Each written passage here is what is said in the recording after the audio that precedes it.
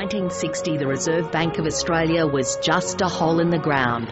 For the many blasting operations, no less than £10,000, approximately 5 tonnes, of gelignite were employed.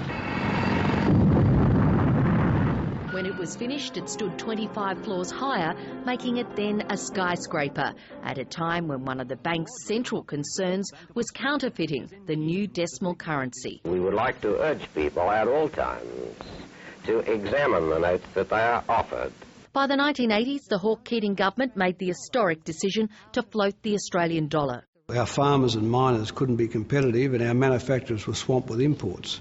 We got the floating exchange rate, and finally the bank could do something about containing inflation. 7 years later, Australia was in the grip of recession, and the RBA's handling of the economic climate was crucial. You know, the Keating recession we had to have.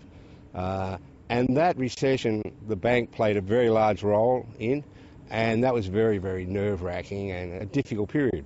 The Reserve Bank is now more independent of government and Treasury than ever. Glenn Stevens, Mr. Independence himself.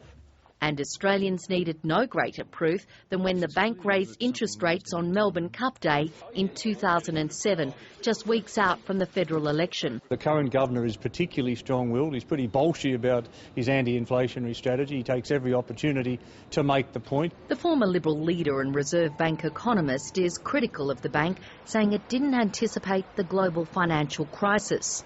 All the signs were there and they didn't see it coming.